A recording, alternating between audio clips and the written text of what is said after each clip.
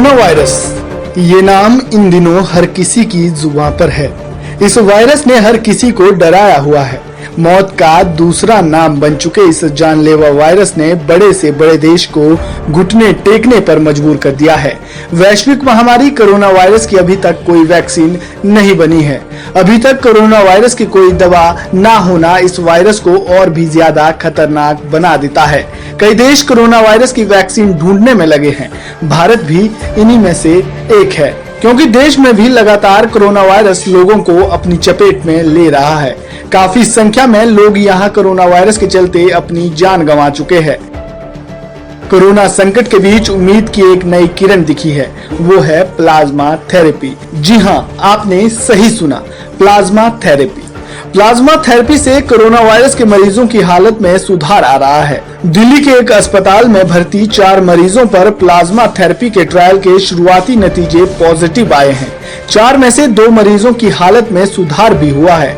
इन मरीजों पर plasma therapy सफल साबित रही है। इसी के साथ कई सीरियस मरीजों की हालत में भी सुधार हुआ है, जिसके बाद उम्मीद जताई जा रही है कि आगे चलकर इलाज संभव हो सकता है। क्या है प्लाज्मा थेरेपी? किसी संक्रमण से उभरकर ठीक हो जाने पर शरीर में वायरस के संक्रमण को बेअसर करने वाले प्लाज्मा बनते हैं, जो उनको कोरोना से बचाते हैं। ठीक हुए मरीज के खून से प्लाज्मा निकालकर संक्रमित मरीज को चढ़ाया जाए तो वो उनके शरीर को भी वायरस से लड़ने की ताकत मिल जाएगी। किसी डोनर के शरीर से प्लाज्मा लेने के बाद उसे तकरीबन 1 साल तक -60 डिग्री सेल्सियस के तापमान में स्टोर करके रखा जा सकता है। प्लाज्मा थेरेपी से कई तरह के लाभ हैं। इससे लंग इन्फेक्शन जल्दी ठीक होता है। प्लाज्मा थेरेपी बाकी इलाजों से सस्ता है। इससे मरीजों में रेस्पिरेटरी रेट और ऑक्सीजन रेट में भी सुधार आया है। कोरोना मरीजों के लिए प्लाज्मा थेरेपी कारगर है। इससे मरीजों की हालत में काफी सुधार देखने को मिला है, लेकिन सरकार के सामने इसे लेकर एक चुनौती भी है। कोरोना वायरस से ठीक हुए मरीज प्लाज्मा देने से कतरा रहे हैं। दिल्ली के सीएम अरविंद केजरीवाल भी अपील कर चुके हैं कि जो मरीज कोरोना वायरस से जंग जीत चुके हैं वो आगे आकर प्लाज्मा डोनेट करें। कुछ लोगों के मन में यह संदेह है कि प्लाज्मा डोनेट करने से उनको नुकसान होगा। यहाँ आपका ये जानना बेहद जरूरी है कि प्लाज्मा डोनेट करने से डोनर को कोई परेशानी नहीं होती है। यह ब्लड डोनेशन नहीं है। इस प्रक्रिया में ठीक हुए इंसान के शरीर से खून निकालकर उसमें से मशीन द्वारा प्लाज्मा निकाला जाता है, जिसके बाद बाकी खून शरीर में डाल दिया जाता है। ऐसा करने से शरीर में ना तो कोई कमजोरी आती है और ना ही खून की कमी होती है, बल्कि प्लाज्मा दोबारा से शरीर में बनने लगता है, जिसके बाद अगर फिर से कोई व्यक्ति चाहे तो 1 हफ्ते बाद दोबारा प्लाज्मा डोनेट कर सकता है। कोरोना वायरस के इलाज के लिए प्लाज्मा थेरेपी का इस्तेमाल सिर्फ दिल्ली में ही नहीं हो रहा है, बल्कि दुनिया के कई अन्य देशों में भी इस थेरेपी का इस्तेमाल किया जा रहा है।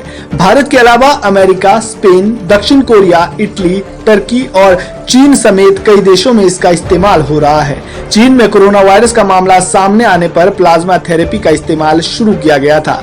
चीन में जैसे ही कोरोना के मामले बढ़े, वैसे ही वहां पर प्लाज्मा थेरेपी का इस्तेमाल किया गया, जिसके बाद वहां भी पॉजिटिव रिजल्ट सामने आए। प्लाज्मा थेरेपी तकनीक काफी पुरानी तकनीक है। इसका इस्तेमाल दशकों से होता आ रहा है। प्लाज्मा थेरेपी को पहले भी कई गंभीर बीमारियों के इलाज के लिए प्रयोग में लाया गया है। वायरस से संबंधित कई गंभीर बीमारियों का इस थेरेपी से इलाज किया जा चुका है। प्लाज्मा थेरेपी का इस्तेमाल 2002 में किया गया। 2002 में सार्स वायरस को खत्म करने के लिए प्लाज्मा थेरेपी का इस्तेमाल किया गया था। सार्स के बाद 2009 में खतरनाक H1N1 इन्फेक्शन को रोकने के लिए प्लाज्मा थेरेपी से इलाज किया गया था। इसी तरह 2014 में इबोला जैसे खतरनाक वायरस को रोकने के लिए भी प्लाज्मा थेरेपी का इस्तेमाल किया गया। 2015 में मर्स वायरस के इलाज में भी प्लाज्मा थेरेपी का इस्तेमाल किया गया था। एक और जहां पूरी दुनिया में कोरोना वायरस को लेकर कोरोना वैक्सीन तैयार करने की जद्दोजहद जारी है, तो वहीं दूसरी ओर भारत ने प्लाज्मा थेरेपी पर काम शुरू कर दिया है, जिसके शुरुआती नतीजों से थोड़ी राहत जरूर मिली है। ऐसे में यदि प्लाज्मा थेरेपी का ट्रायल पूरी तरह से सफल रहता है तो फिर दुनिया से कोरोना वायरस का खात्मा होना तय है। Bureau report, AB star news.